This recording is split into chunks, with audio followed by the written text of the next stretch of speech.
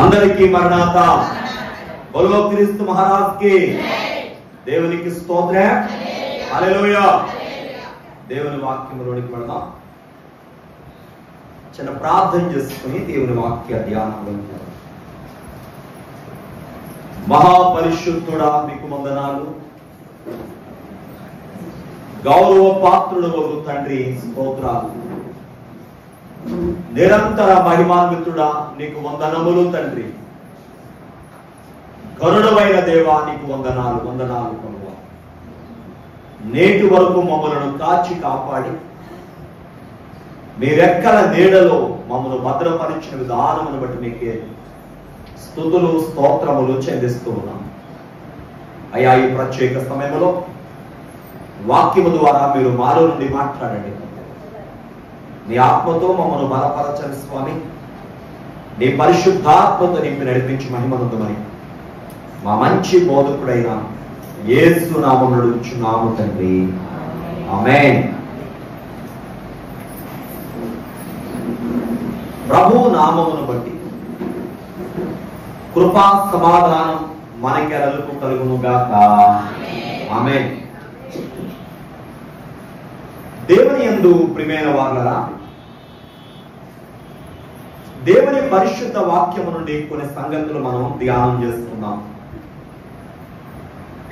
గతించిన వారము ప్రత్యక్ష గుడారములోని భాగాలన్నింటి గురించి చూసాం. ప్రత్యక్ష గుడారములోని ద్వారము, ఆ ప్రత్యక్ష గుడారములో మొట్టమొదటి కనబడే దహన బలిపీఠము, ఎత్తడి గంగాళం, అలాగే ఇంకా పరిశుద్ధ స్థలంలో కంటే లోపల ఉన్న ఆ యొక్క పరిశుద్ధ స్థలం అతి పరిశుద్ధ స్థలంలోకి వెళితే అందులో దీపవృక్షము, ధూపవేదిక, సన్నిధులు తెరబడి, అతి పరిశుద్ధ స్థలంలోకి వెళ్తే నిబంధన మందసం, ఆ మందసంలో మన్నా పాత్ర, సిగిరించిన అహరోను కర్ర, ధర్మశాస్త్ర పరకులు ఉంటాయని ఈ భాగాల గురించి క్లుప్తంగా మన వారం మీకు జ్ఞాపకం చేస్తాం. అది ఒక్కొక్కటి మనం వివరంగా చెప్పుకుందాం ఈరోజు. ప్రత్యక్ష గుడారములోని రాగానే మొట్టమొదటిగా మనకు కనబడేది, లోపలికి రాగానే మొట్టమొదటి కనబడేది దహన బలిపీఠం. అందరన్నమా? దహన బలిపీఠం. బలిపీఠం, దహన బలిపీఠం. ఇది దాటితేనే కానీ మనం లోపలికి రాదు. ఇది దాటితేనే కానీ మనం లోపలికి ప్రవేశించినది. మొట్టమొదటి కనబడేది అదే. బైబిల్ మనకి ఏం చెప్తుంది తెలుసా? ఆయన సిలువ లేకుండా, అనగా ఆయన బలి లేకుండా, ఆయన మన కొరకు ప్రాణం పెట్టకుండా చెప్పడం మనకి ఏ విధమైనటువంటి రక్షణ లేదు, విలువ లేదు, విషయం లేదు. అందుకే పౌలు గారు ఏమన్నాడు కొరింథీ పత్రిక మొదటి పత్రికలో మొదటి అధ్యాయంలో అంటాడు కదా, సిలువను కూర్చిన వార్త నశించుచున్న వారికి వెరుతాను, కానీ రక్షించబడుచున్న వారికి దేవుని శక్తి. లోకానికి అది వెర్రితనంగా ఉంది. అందుకే లోకం కొంత వెర్రితనంగా మాట్లాడు. యేసయ్య దేవుడైతే సిలువకి ఎత్తుకెళ్ళాడు. ఇలా వెర్రుళ్ళు మాట్లాడతారని పరిశుద్ధాత్మ దేవునికి ముందే తెలుసు కనుక 2000 ఏళ్ల క్రితమే దేవుడు జవాబు చెప్పాడు. అంత అద్భుతం అండి. సిలువను గురించిన వార్త నశించుచున్న వారికి, కానీ రక్షించబడుచున్న వారికి దేవుని శక్తి. దేవునికి మహిమ కలుగును గాక. ఈ బలిపీఠానికి చాలా పేర్లు ఉన్నాయండి. మీకు అవి చెప్తాను, రాసుకోండి, వాటి గురించి వివరించాను. కానీ ఒకటి, ఈ బలిపీఠానికి ఉన్న పేరు తుమ్మకర్రతో చేసిన బలిపీఠం అని పేరుంది. ఇది ఎక్కడ ఉంది మనకంటే నిర్గమాకాండం 27వ అధ్యాయం మొదటి నుంచి. రెండవ పేరు ఏంటంటే దహన బలిపీఠం అని పేరు ఉంది. ఏ బలిపీఠం? దహనం అంటే దహిస్తారు కదా, దాని మీద వధించిన పశువుని దహిస్తారు కాబట్టి, దహించడం అంటే కాల్చడం. ఇది దహన బలిపీఠం. ఇది ఎక్కడ ఉంది మనకంటే నిర్గమాకాండం 30:28. అంటే ఇదంతా ఒకటే, దీనికి ఉన్న పేర్లు అనమాట. మూడో పేరు ఏంటంటే ఎత్తడి బలిపీఠం. నిర్గమాకాండం 38:40 మనం చూస్తాం. తర్వాత 4వది దేవుని బలిపీఠం అని ఉంది. ఎక్కడ? కీర్తన 43లో 4వ వచనంలో మనం చూస్తాం. 5వది బలిపీఠము అని ఉంది. ఏంటమ్మా? బలిపీఠం. ఇది ఎక్కడ ఉంది? నిర్గమాకాండం 29:36 మనం చూస్తాం. తర్వాత ప్రత్యక్ష గుడారము ఎదుట బలిపీఠం ఉంది. ఎక్కడ? లేవికాండం 1:5. ఈ 7వ మాట చెప్పి నేను వాక్యం ముందుకెళ్తాను. 7వ మాట పేరేంటి, లేక 7వ పేరేంటి? యెహోవా భోజన బల్ల. ఈ బలిపీఠానికి పేరేంటంట యెహోవా భోజన బల్ల. ఎక్కడ ఉంది మనకి వాక్యం అంటే? ఇది చూడండి, ఇది మాత్రం చదవండి. మలాకి గ్రంథము 1:7. మలాకి 1:7. మలాకి పుస్తకం ఎక్కడ ఉంటుందంటే మత్తయి సువార్తకు ముందు, పాత నిబంధనకి చివరి పుస్తకం మలాకి గ్రంథం. చదవండి. నా బలిపీఠము మీద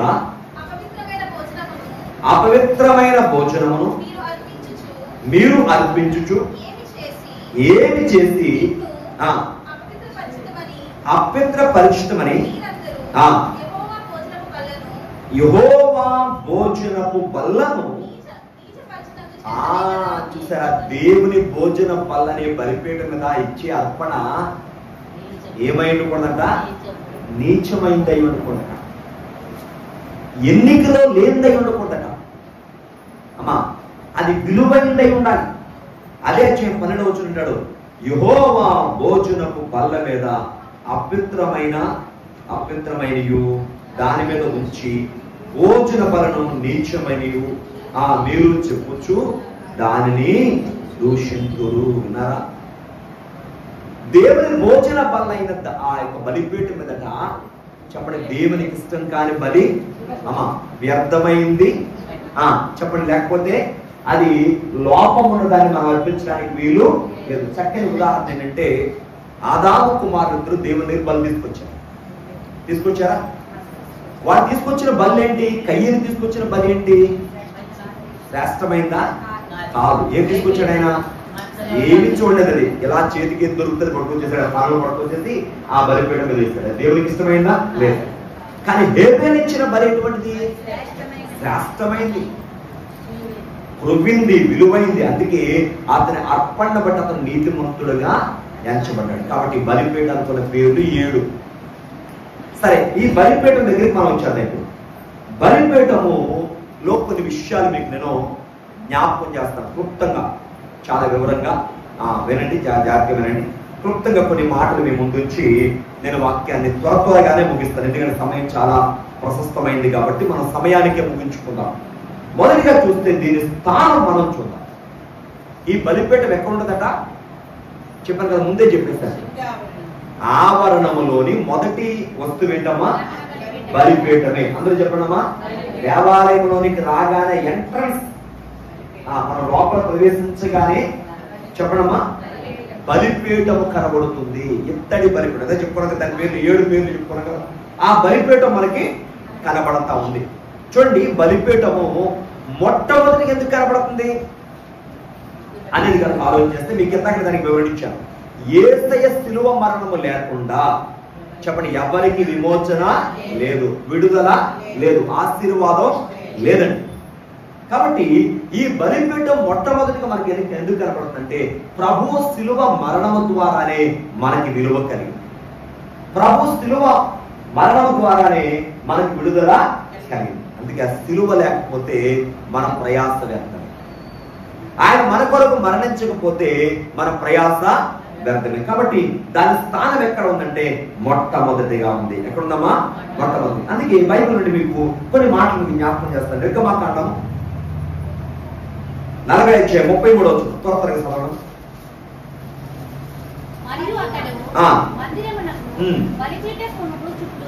బలిపీఠము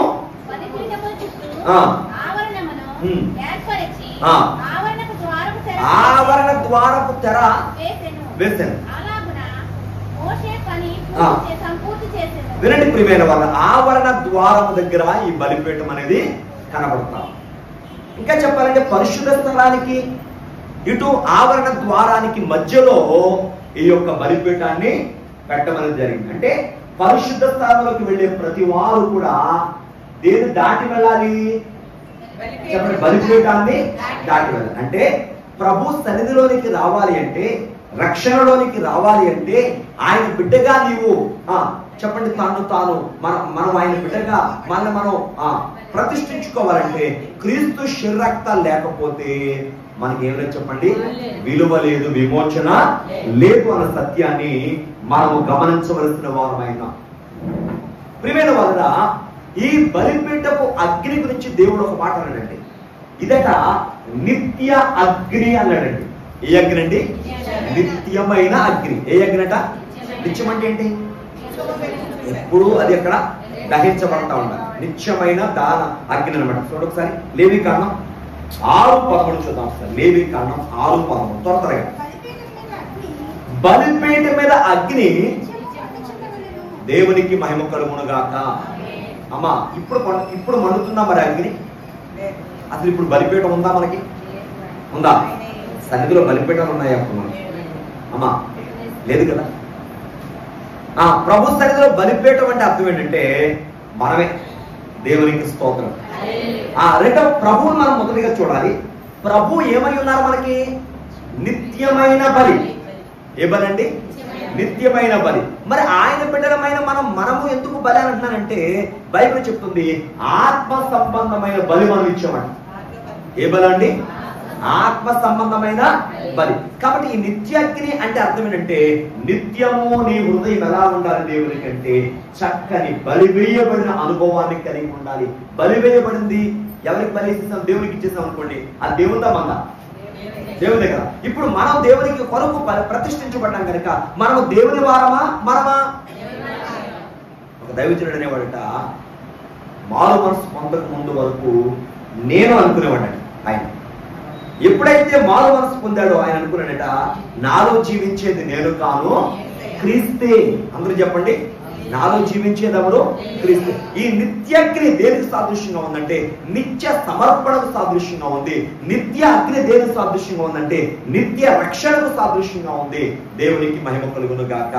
అక్కడ యాజకులు బలిస్తా ఉండాలి, నిత్యాగ్ని అలా మండుతూ ఉండాలి. కానీ ప్రభు రక్షణ నిత్యమైన రక్షణ. దేవునికి స్తోత్రం. హల్లెలూయా. ఇది నిత్యం ఉండేది. కొంతకాలం ఉండేదా?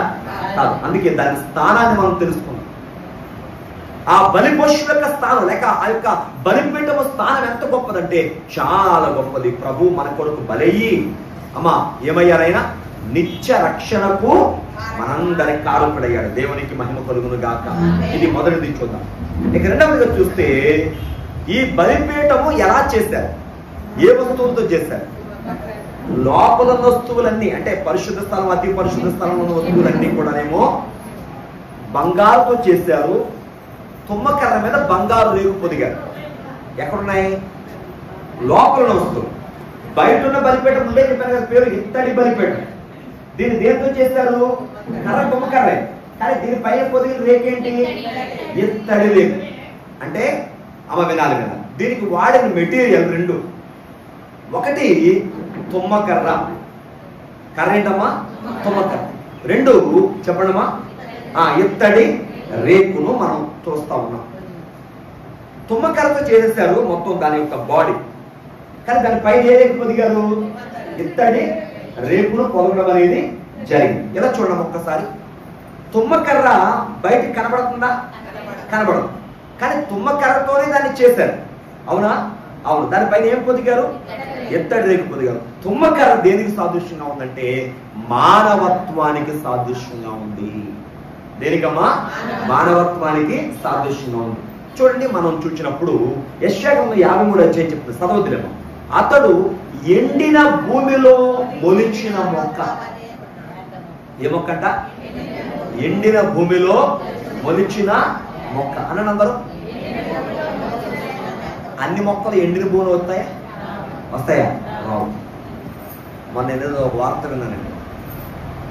చైనా దేశస్తులట వాళ్ళకున్న ఎడారిని పచ్చగా మార్చేస్తారు. ఎలా పచ్చగా అవుద్దంటే వాళ్ళ ఒక మొక్కను కనిపెట్టారు. ఆ మొక్కగట సంవత్సరానికి ఒక్క పర్యాయం వర్షం పడితే చాలండి. ఓన్లీ వన్ టైం బతికదు. అలాగే బైబిల్లో మనం చూస్తే తుమ్మ చెట్టు అనేది ఎలా కనబడుతుందంటే ఎక్కువ నీళ్ళక్కర్లేదు. దీన్ని గమనించేటట్లేదు. నీళ్లున్న కాడ కూడా ఉంటుంది. కాలువ పక్కన అట్ల పక్కన చూస్తే తుమ్మ చెట్లు ఉంటాయి.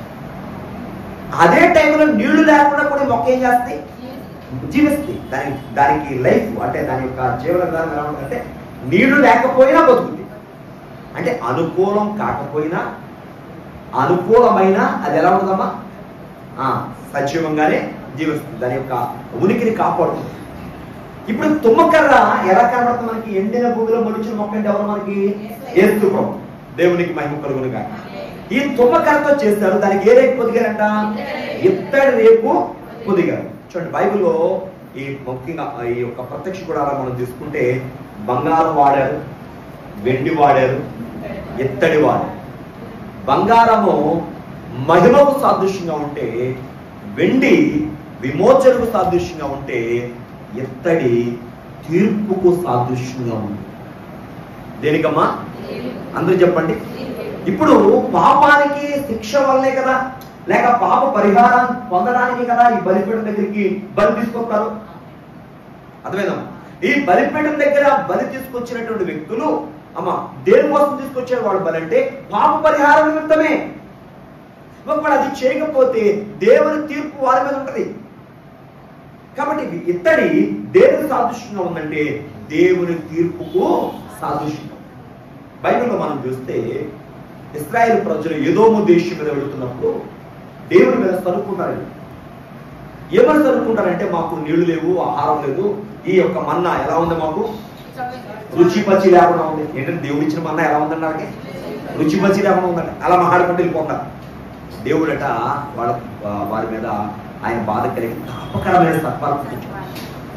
ఏ సర్పాలమ్మా? తాపకరమైన సర్పం. ఎప్పుడైతే సర్పాలు కరుస్తున్నాయో ప్రజలు చనిపోతున్నారు. అప్పుడు మోషే దగ్గరికి వచ్చి అంటారు, మోషే దేవునికి విరోధంగా నీకు విరోధంగా మాట్లాడి పాపం చేశామంటే ప్లీజ్ ఈ యొక్క చావు మా నుంచి తప్పించవా, ఈ పాము కాడి నుంచి మమ్మల్ని తప్పించమంటే దేవునికి ప్రార్థన చేస్తాడు మోషే. ప్రార్థన చేయగా దేవుడు ఏం చూపించాడంటే ఏమన్నాడంటే ఒక ఇత్తడితో నేర్చుడమ్మా నా మాట వినాలి. ఇత్తడి కదా మనం చెప్పుకున్నట్టు ఇత్తడితో సర్పమును చేసి దాన్ని స్తంభం మీద పెట్టు. సర్పము కాడుతున్న ప్రతి వాడు ఆ ఇత్తడి సర్పాన్ని నిదానం చూస్తే వాడు బ్రతుకుతాడు అని చెప్పి దేవుడు చెప్పాడు. మోషే అలా చేశాడు. సర్పము కాడుతున్న వాడు ఇత్తడి సర్పాన్ని నిదానం చూస్తే బ్రతికారు. సంఖ్యాకాండ 2 మనం ఈ భాగాలన్నీ కూడా చూస్తూ ఉంటాం. ప్రియమైనటువంటి వాళ్ళ మనం చూసినట్లయితే ఈ ఇత్తడి దేనికి సాదృశ్యంగా ఉందంటే దేవుని తీర్పుకు సాదృశ్యంగా మనకి కనబడుతుంది. ఇక్కడ మనం కొన్ని అంశాలు మీకు నేను జ్ఞాపకం చేయాలనుకున్నాను. చూడండి, జాగ్రత్తగా మనం ఆలోచన చేద్దాం. కొన్ని మాటలు మీకు నేను జ్ఞాపకం చేస్తాను. చూడండి, వాక్యంలో మనం చూసినప్పుడు యెషయా గ్రంథము 60:17 ఒకసారి చూడండి. యెషయా గ్రంథం 60 ఆగండి మన సభ మధ్య వచ్చి ఇత్తడికి ఇత్తడి దేనికి సాదృశ్యం అని చెప్పాను? తీర్పు. బంగారం దేనికి సాదృశ్యం? మహిమకు. అందరూ చెప్పండి. బంగారం అంటే ఇష్టం లేని ఆడబిడ్డలు ఎవరు ఉన్నారో చేస్తాను బాబు సార్. అందరికి ఏంటమ్మా ఇష్టం. బంగారం అనగానే మన ముఖాలు ఎరిగిపోతాయి. ఎందుకని చెప్పండి? అది చాలా విలువైంది. దేవునికి మహిమ కలుగును గాక. చిత్రం ఏంటంటే బంగారం ఒక 500 రేటు తగ్గింది అనుకో బాస్ మీద, టీవీలో వదలకూడేస్తాడు మనకి. ఏమని బంగారం అంటాడు. నిజంగా మనం అనుకుంటాం ఏమైపోయింది, పడుతుంది, ఏం పడదు. అది పెరిగినప్పుడు ఏం చెప్పడం? పెరిగినప్పుడు 2,000, 3,000, 4,000 కొనుక్కొని తగ్గినప్పుడు ఎంత దొరుకుతుంది అమ్మా?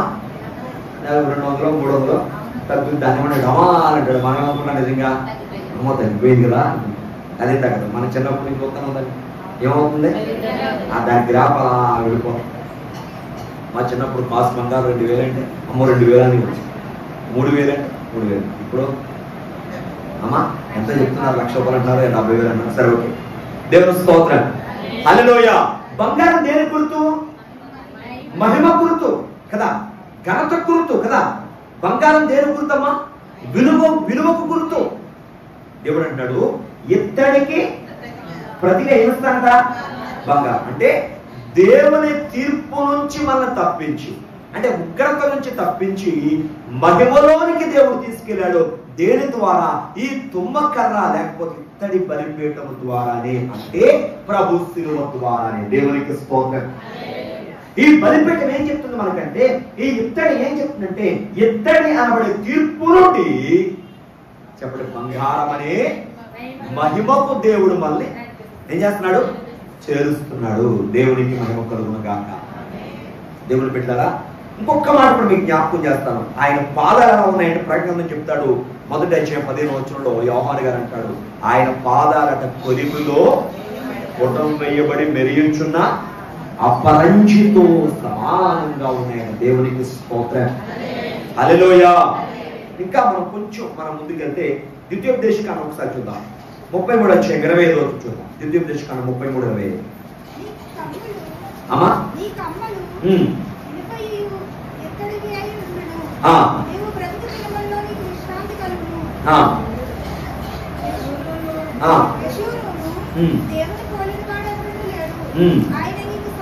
ఒక్కసారి మరలా అదే వచ్చిన స్థలం ఎలా ఉంటాయంట? ఎనుపవియు ఎత్తడిపై ఉండును. అంటే ఇక్కడ మనం గమనించవలసిన ఒక విషయం ఏంటంటే, ఇత్తడి ఎలా ఉందని చెప్పాను, తీర్పుకు సాదృశ్యంగా అని చెప్పాను. ఇత్తడి ఇంక దేనికి సాదృశ్యం ఉందో చూద్దాం ఒకసారి. అదే ద్వితీయోపదేశకాండం 28వ అధ్యాయం 23వ వచనం చూడండి ఒకసారి.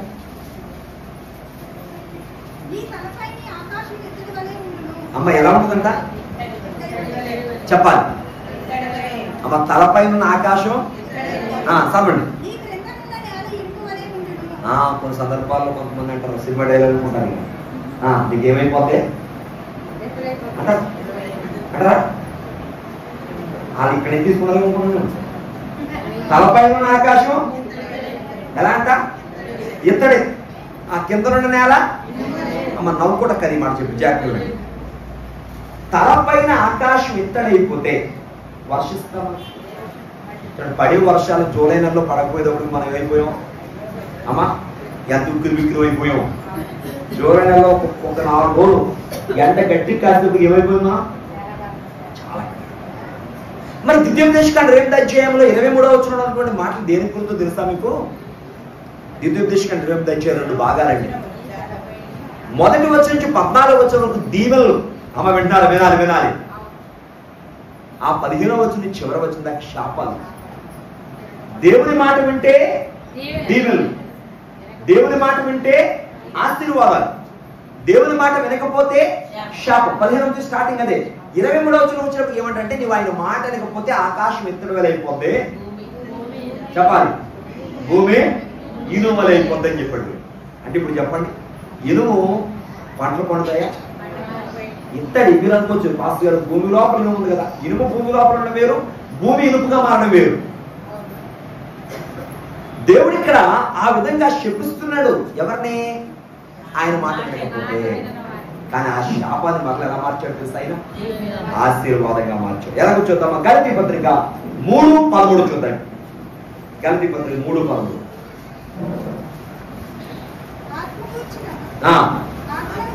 ఆత్మను కూర్చిన వాగ్దాన విశ్వాసం వల్ల మనకు లభించినట్లు అబ్రహాము పొందిన ఆశీర్వచనం క్రీస్తు యేసు ద్వారా మనకు కలగడానికి చెప్పండి, నాతో క్రీస్తు మన కోసము శాపమై. అమ్మా ఇత్తడి దేని గుర్తని చెప్పాను మర్చిపోయారా? తీర్పు అనండమ్మా, అనండి. ఆ తీర్పు సాదృశ్యమే ప్రభు సిలువలో వెళ్ళాడు. ఆయన సిలువలో మన కొరకు వెళ్ళాలి. ఆ సిలువ మరణము ద్వారా మనకి ఏం తీసుకొచ్చారు ప్రభువు? ఆశీర్వాదం. చెప్పడమ్మా, శాపాన్ని బట్టి పైన ఆకాశం ఏమైపోద్ది అన్నాడు ఆయన, ఎత్తడి. కింద నేల ఇరువైపోతుంది. కానీ మన ప్రభు ఏం చేశారు? మనల్ని ఆశీర్వాదములకు పాత్రులుగా చేశారు. చెప్పాలి, దీవెనలకు పాత్రులుగా చేశారు. దేవునికి మహిమ కలుగును గాక. కాబట్టి ఈ బలిపీఠములోని తుమ్మకర్ర, ఈ ఎత్తడి లేపులో ఈ విషయమైన ఇవి మనకి అర్థమవుతా ఉంది. ఇంకొక వచనం కూడా మనం చదువుకుని మనం ముందుకు వెళ్ళిపోదామండి. దేవుని యొక్క తీర్పు ఎంత గొప్పది, అదే సమయంలో దేవుడు ప్రేమ ఎంత గొప్పదో కూడా మనం చూద్దామండి. యెషయా గ్రంథము 6వ అధ్యాయం 7వ వచనం చూద్దాం ఒకసారి. యెషయా 6:7. ఏది ఇది ఇది అంటే అక్కడ బలిపీఠం వేయించట ఒక నిప్పు తీసిందట పట్టకారుతో దేవదూత.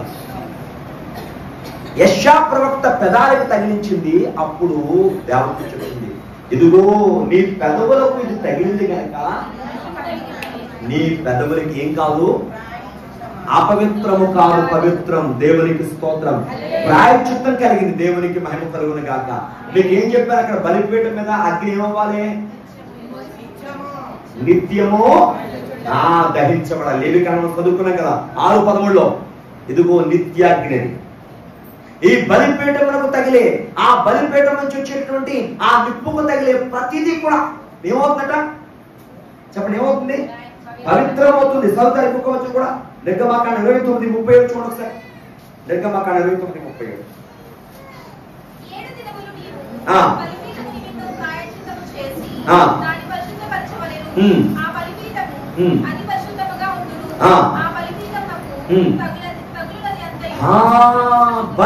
నాకు చెప్పండి, బలిపీఠం మనకు చెప్పాలమ్మా, బలిపీఠం మనకు తగులనేది అంతయో ఏమవుతుందట?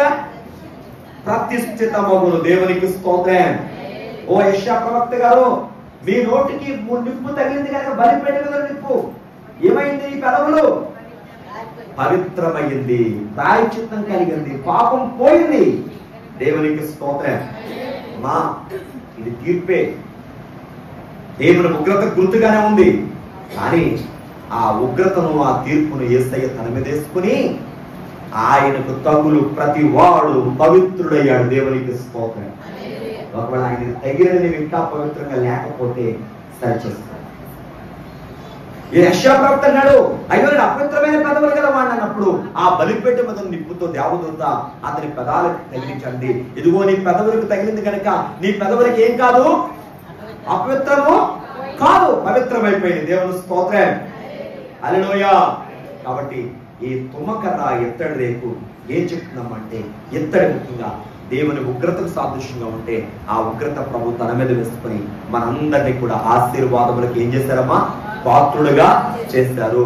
దేవుని ఆశీర్వాదములకు మనల్ని యోగ్యులుగా చెప్పండి చేయడం జరిగింది. ఇలా చెప్పుకున్నది చాలా విషయాలు మనకి బైబిల్లో కనబడుతున్నాయి. అయితే ఒక్క మాట చదువుకుని మనం ముగించేసుకుందాం. జకరియా గ్రంథం 13:7 చూద్దాం. జకరియా 13:7.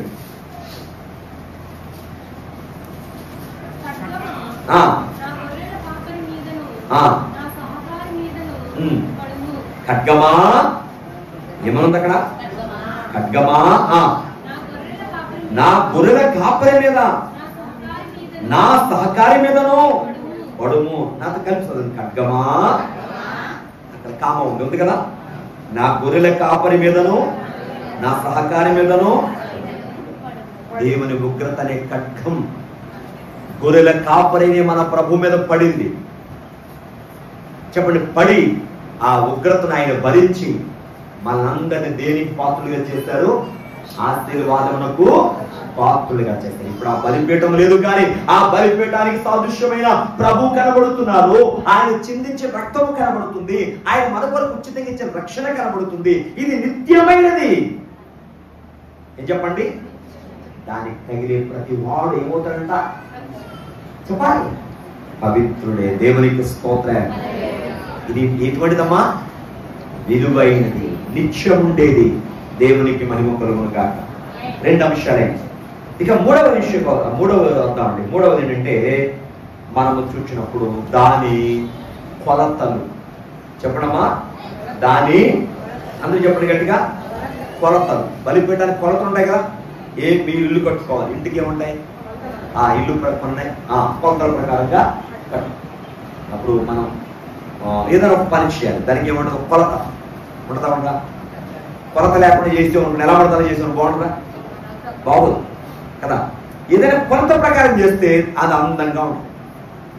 కొలత లేకుండా చేస్తేనో సరిగ్గా కూర్చోండి, మనం ఎలా పడితే అలా కూర్చోండి. ఏమైనా బాగుంటుందా? ఎప్పుడు పడితే అప్పుడు వస్తాం. ఏమైనా బాగుంటుందా? ఒక కొలత, క్రమం కదా.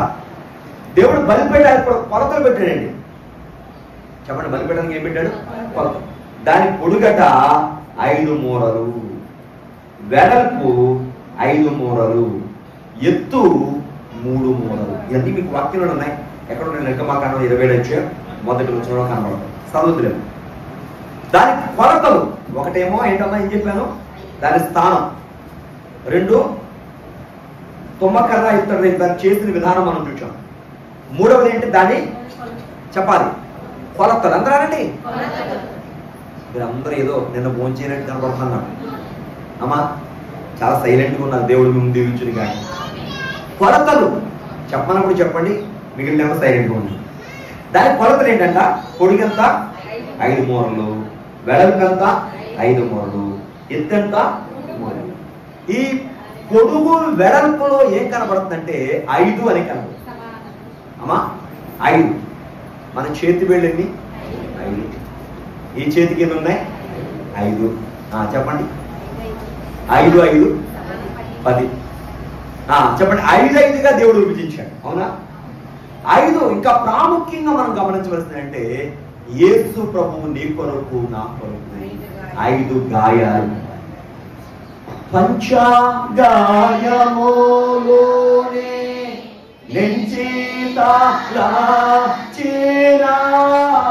పంచాన ఇది సోదారా. ఎన్ని గాయాలట? ఎన్ని? 5.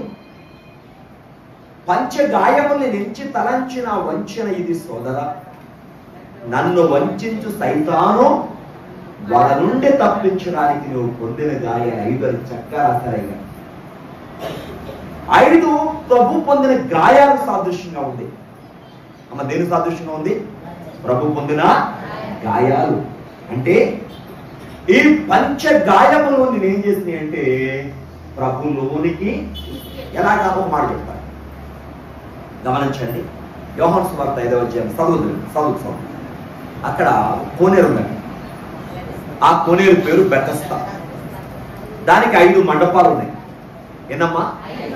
ఈ మండపాల నుంచే రావాలి ఎవరు వచ్చినా. రోగులు వచ్చినా, గుడ్డివారు వచ్చినా, కుంటివారు వచ్చినా, అంగవైకల్యం కలిగిన వారు వచ్చినా, ఎవరైనా కోనేరులోకి దిగి స్వస్థత పొందాలంటే ఆ మండపాలే ఆ 5 మండపాలు ఆడాలి.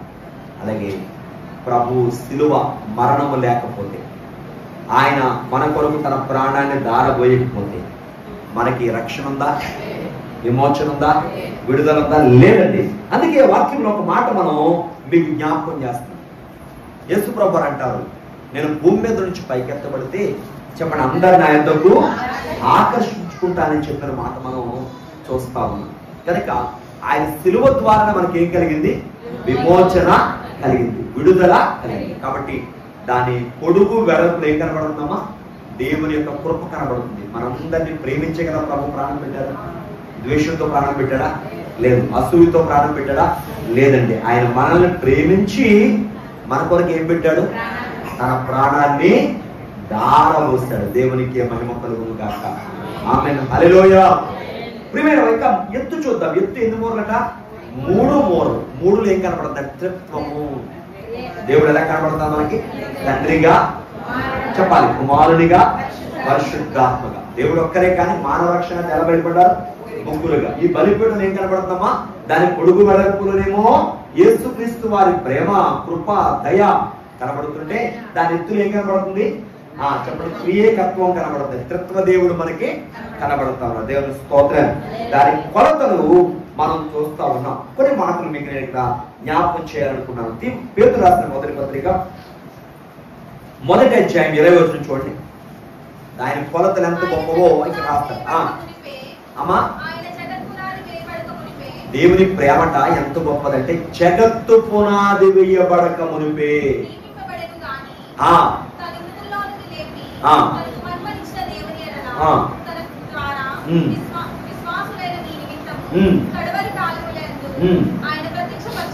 దేవునికి మహిమ కలుగును గాక. నీపై నాపై దేవుడు చూపిన మహాకృపట జగత్తు పునాది వేయబడక మునిపే ఉందండి. ఇప్పుడమ్మా అది నేటి కాలం ముందు మనం పొందుకున్నాం అంతే తప్ప ఆ కృప ఎప్పుడు చెప్పండి? జగత్తు పునాది వేయబడక మునిపే దేవుడు తన ప్రేమ చేత మనల్ని ఏర్పాటు చేసుకున్నాం. ధన్యమా కాదా? కొంచెం మనం ముందుకెళ్దాం. తిమోతికి రాసిన 2వ పత్రిక 1వ అధ్యాయం 9వ వచనం త్వరగా చూడండి. బైబిల్ తర్వాత అమ్మా మన చదువు అదే మాట. మన క్రియలను బట్టి కాక అమ్మా ఎలాగంటండి? తన స్వకీయ సంకల్పమును బట్టి అనాది కాలముననే క్రీస్తు యేసునందు మనకు అనుగ్రహింపబడినదియు క్రీస్తు యేసును మన రక్షకుని ప్రత్యక్షత వలన బయలుపరచబడినైనా తన కృపను బట్టి మనలను రక్షించి పరిశుద్ధమైన పిలుపుతో ఆయన మనలను పిలిచెను. దేవునికి స్తోత్రం. మన క్రియలను బట్టి మనకు రక్షణ లేదండి. మనలో ఏమనుకుంటాం, మంచి క్రియలు చేస్తే రక్షణ వస్తేమో. మనల్ని ఏమంటారండి, మంచి క్రియలు బట్టి రక్షణ వస్తేమో. మంచి క్రియలు బట్టి మంచి పేరు రావచ్చు,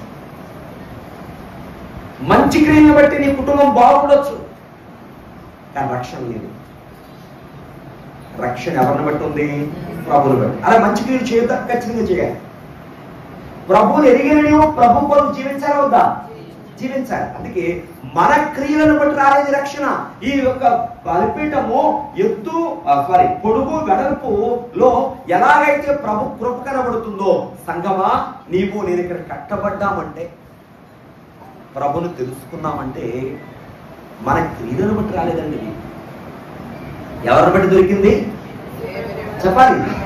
దేవుని కృపను బట్టి మనం ఏమయ్యామో ఆ రక్షణ పొందాం. మళ్ళీ చూడండి, ఏమొచ్చును, యేసుక్రీస్తు మరణము నిరార్థకము చేసి జీవమును అక్షయతను సువార్త వలన వెలుగులోనికి తెచ్చను. దేవునికి స్తోత్రం.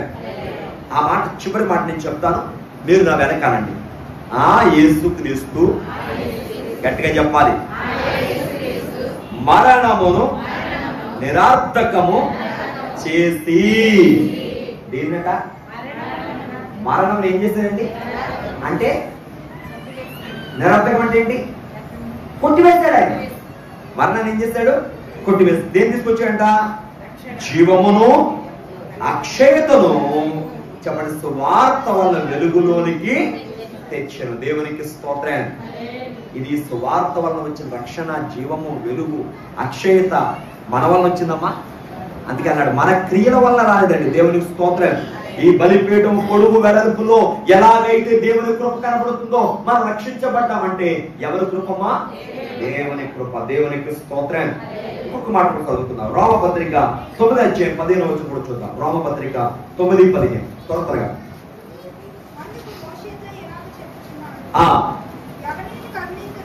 ఎవరిని నేను కరుణింతునో వారిని కరుణింతును, ఎవరి యందు జాలి పడుదునో కాగా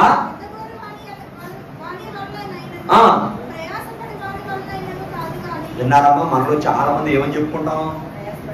ప్రయాసపడిపోయాం మేము, అంతే కదా మన మాట.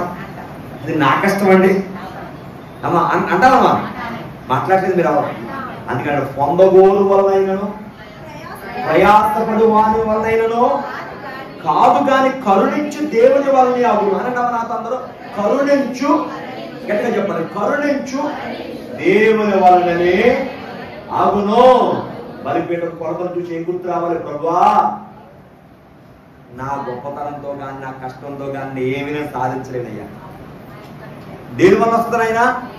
కరుణించు నీ వల్లే జరుగుతుంది. అని నాతో ఎవరి వల్ల? కరుణించే దేవుని వల్లే కదమ్మా.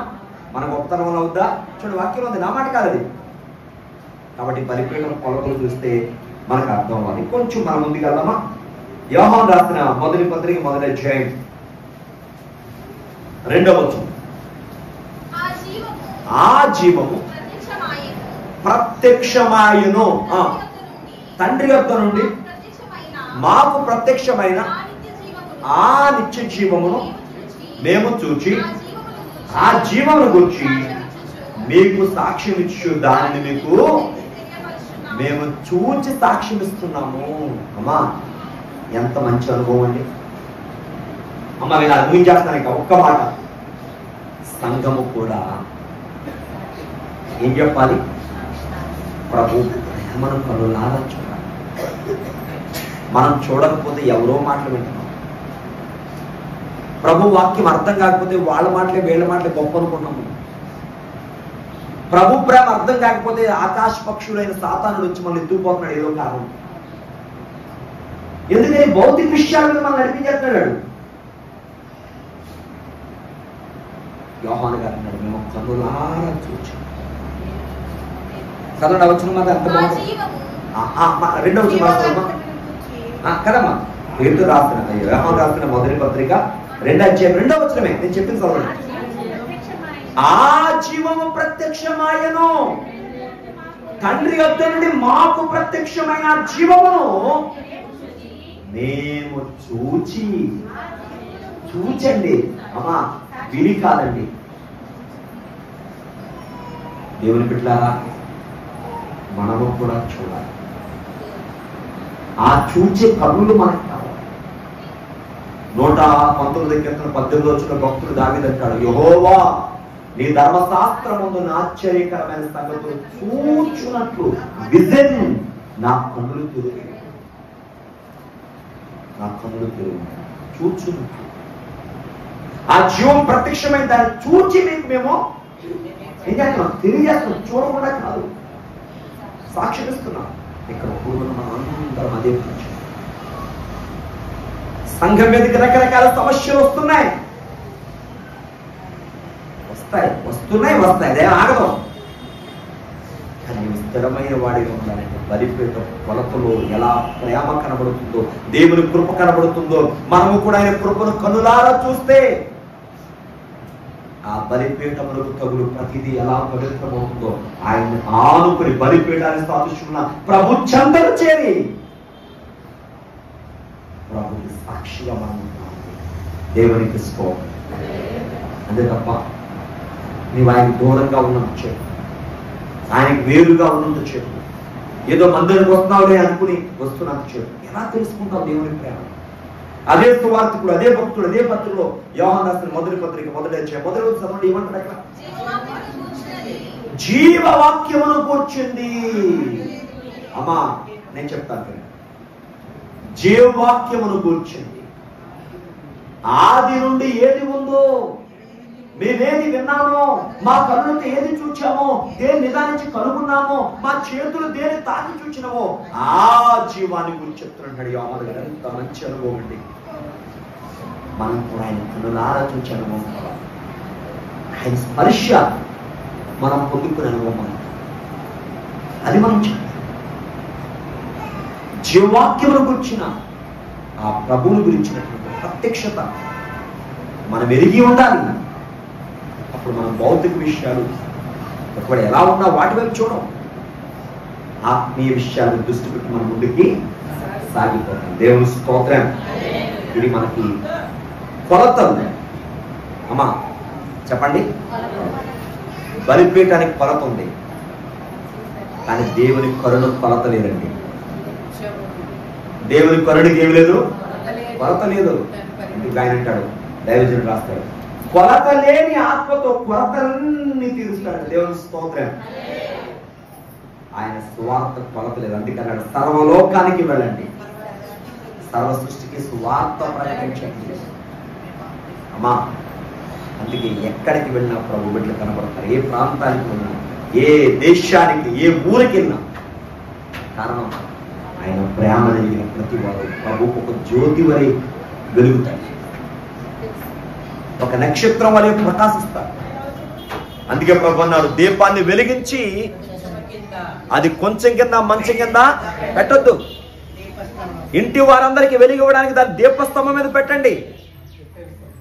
కాబట్టి మనం కూడా దేవుని కొరకు నిరంతరం కూడా మనం ఏమవ్వాలమ్మా, ప్రకాశించే వారిగా. దేవునికి స్తోత్రం. హల్లెలూయా.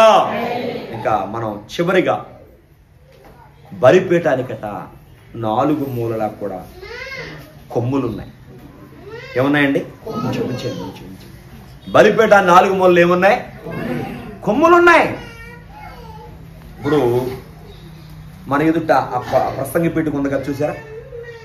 కిందకి కొమ్ములున్నాయి, ఆ పైకి ఉన్నాయి. బలిపీఠానికి ఎలా ఉంటాయి? పైకి కొంచెం వంపు తిరిగి ఉంటాయి. కొమ్ము దేనికి గుర్తమ్మా? ఎద్దులకు కొమ్ములు ఉంటాయి, ఆవులకు కొమ్ములు ఉంటాయి, కొన్ని జంతువులకి ఏముంటాయి? కొమ్ములు ఉంటాయి. ఆ కొమ్ము దేనికి గుర్తుగా ఉంటుంది? బలానికి, శక్తికి సాదృశ్యంగా ఉంటుంది. ఉదాహరణకి ఒక ఆవు మీదకి మీరు వెళ్ళారనుకోండి యుద్ధానికి, అంటే వెళ్ళం కానీ అంటున్నాను, అది ఏం చేద్దంటే ఇలా పెడద్ది, అవునా? అంతేనా? దానికి కొమ్ములు చూడగానే మనం ఏం చేస్తాం? పరుగు. కొమ్ము దేనికి గుర్తు? బలానికి గుర్తు. ప్రభు మనకి ఏమై ఉన్నారు? బలం. ఆయనే మనకి బలమైన దుర్గమై ఉన్నారు. దేవునికి స్తోత్రం. చూడండి, కొన్ని వాక్యాలు మీకు వాక్యం నుండి జ్ఞాపకం చేస్తాను. కీర్తన 92:10 చూస్తే ఈ కొమ్మలనే మాట మనకి ఎక్కడ ఉంటుంది? నిర్గమాకాండం 27:2 అంతా. మన నిర్గమాకాండం 20వ అధ్యాయంలో మొదటి 8 వచనం చూస్తే బలిపీఠం గురించి క్లియర్ గా వివరంగా మనకి అక్కడ రాయబడదు. ఆ గురుపోతు కొమ్ము వలే, దేవునికి స్తోత్రం, గురుపోతు కొమ్ము వలే నీవు నా కొమ్మును పైకెత్తి. చదవమ్మా. కొత్త తైలముతో ఆ కీర్తన 132:17 కూడా చూడ ఒకసారి త్వరగా ముగించేద్దాం. ఇక అమ్మా, అక్కడ దావీదునకు కొమ్మును మొలవ చేసేదను నా అభిషిక్తుని కొరకు,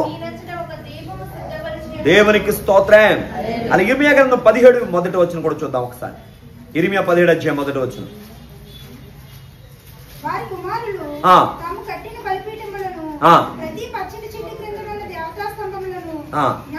ఇర్మియా 17 అధ్యాయం మొదటి వచనం.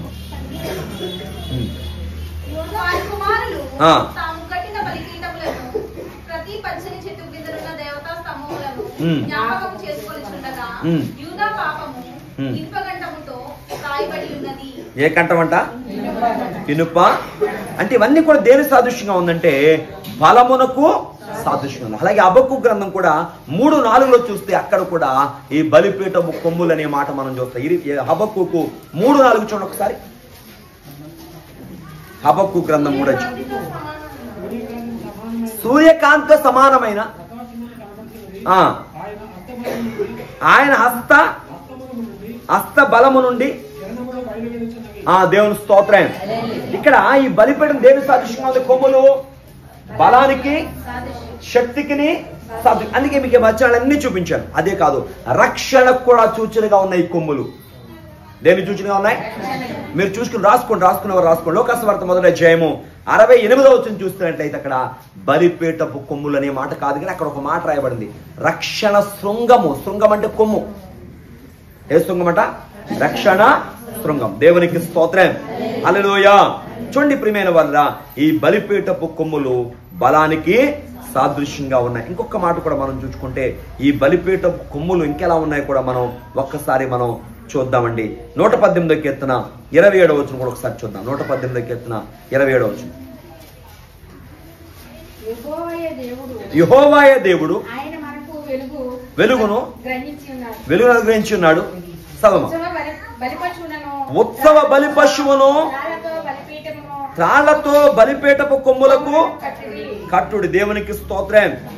హల్లెలూయా. దేన్నమ్మా? ఉత్సవ బలి పశువును త్రాళ్లతో బలిపీఠపు కొమ్ములకు కట్టుడి. చూడండి, యేసు ప్రభు నీ కొరకు నా కొరకు ఏమయ్యాడు? సిలువలో ఆయన కట్టబడ్డాడు. ఆ సిలువ మరణము ద్వారా మనకి అందరు గొప్ప విజయాన్ని కూడా తీసుకొచ్చాడు. కొమ్ములు మనకి ఏం చెప్తున్నాయంటే ప్రభు కట్టబడిన విధానం చూపిస్తా ఉంది. జంతువులు బలి పశువులు ఆ బలిపీఠపు కొమ్ములు కడతారు, ప్రభు కూడా కట్టబడ్డారు. ఈ బలిపీఠపు కొమ్ములు రక్షణకు చాలా సాదృశ్యంగా ఉన్నాయి. ఈ బలిపీఠపు కొమ్ములు జయమునకు శక్తి కూడా సాదృశ్యంగా ఉన్నాయి. దేవునికి స్తోత్రం. హల్లెలూయా. కాబట్టి ప్రియమైన దేవుని బిడ్డలారా, ఈ బలిపీఠముల గురించి మనం కొన్ని విషయాలు మీకు నేను జ్ఞాపకం చేయడానికి మరి దేవుడు సహాయం చేస్తారు. అయితే ఇక్కడ ముఖ్యంగా చెప్పే మాట ఒకటి చెప్పి ముగించేస్తాను. అక్కడ బలిపీఠము నిత్య అగ్ని ఉన్నట్టుగా మనకు కనబడుతుంది. 2 మాటలు ఒకసారి జ్ఞాపకం చేసి ముగిస్తాను. లేవికాండంలో 6:13 చూస్తే బలిపీఠం మీద ఏ అగ్ని ఉందండి? నిత్య అగ్ని. ప్రభు రక్షణ. ఏ రక్షణ? నిత్య రక్షణ. అన్నమ్మా, నిత్య సమాధానం, నిత్యమైన బలిది. అవునా? ఆయన బిడ్డలమైన మనం ఎలా ఉన్నాం చెప్పాలమ్మా గట్టిగా. నిత్యము ఆయనకి సంపూర్ణ బలిగా మనం ఉండాలి. అంటే అర్థం ఏంటంటే మన హృదయములు దేవునికి ఆత్మ సంబంధమైన బలిగా ఇచ్చేస్తాం కదా. నిత్య బలిగా మనం ఉండాలి. ఒకటి, ఆ బలిపీఠమునకు తగులు ప్రతిది కూడా ఏంటట? పరిశుద్ధం. అవునా? మరి యేసుక్రీస్తుని ఎవరైతే కలిగి ఉన్నామో ఆయన యందు యథార్థతతో పరిపూర్ణంతో మనం జీవించినప్పుడు ఆయన ఇచ్చే రక్షణ నిత్యము నడిపిస్తుంది, నిత్యము మనల్ని బలపరుస్తుంది, నిత్యం మనల్ని ఆదరిస్తుంది. ఆయన రాకడకే మనల్ని సిద్ధపరుస్తుంది. అటు ధన్యతాశీర్వాదం ఈ వాక్యం ద్వారా ప్రభు దయచేయును గాక. ఆమేన్. చిన్న ప్రార్థన చేసుకుందాం. మహాపరిశుద్ధుడా మీకు వందనాలు తండ్రి. గౌరవ పాత్రుడు వగు దేవా స్తోత్రాలు తండ్రి. మా పరలోకపు తండ్రి పరిశుద్ధుడా, ప్రేమగల దేవా పూజ్యనీయుడా, మీకు వందనములు వందనములు వందనములు చెల్లిస్తున్నా. అయా బలిపీఠమును గురించి కొన్ని అంశములు మీ సన్నిధానములో అయా నీ మందిర ఆవరణములో ధ్యానించడానికి ఇచ్చిన ఈ కృపను బట్టి, ప్రేమను బట్టి, దయను బట్టి నేను స్తుతిస్తున్నాము తండ్రి. మీకే సమస్త మహిమ ఘనత ప్రభావములు తండ్రి ఆరోపించు ఉన్నాము. అయా మీకు స్తోత్రములు నాయన. బలిపీఠము దాని స్థానాన్ని మేము చూచాం, బలిపీఠము దాని అర్థాన్ని మేము చూచాం, బలిపీఠము దాని యొక్క నా ప్రభా నా తండ్రి తయారు చేసిన వస్తువులు మేము చూచాం, బలిపీఠము నాయన దాని కొమ్ములను మేము చూచాం, బలిపీఠము నాయన దాని యొక్క ప్రత్యేకమైన విధానం మేము చూచాం తండ్రి. దేవా స్తోత్రాలు. ఇదిగో ఇప్పుడు బలిపీఠంతో మాకు పని లేదు, ఎందుకంటే నీవు నిత్యమైన బలిగా మాకు అర్పించబడ్డావు తండ్రి. స్తోత్రాలు అయ్యా. మేము కూడా నిత్యము నీకు పరిపూర్ణంగా మా హృదయం ఇచ్చి, పేతృభక్తుడు అంటాడు కదా, ఆత్మ సంబంధమైన బలు అర్పించాలని. అలా మేము ఇస్తూ అయ్యా నీ కొరకు యథార్థంగా మేము జీవించినట్లు సహాయం చేయండి. ఎంతవరకు వినబడిన వాక్యం అందరి అంతరంగాలు ముద్రించి మహిమనుందండి. మీరే మహిమ ఘనత కీర్తి ప్రభావం పొందుదాం. యేసు నామమున అడుగుచున్నాము తండ్రి. ఆమేన్. అందరికీ మరణాత.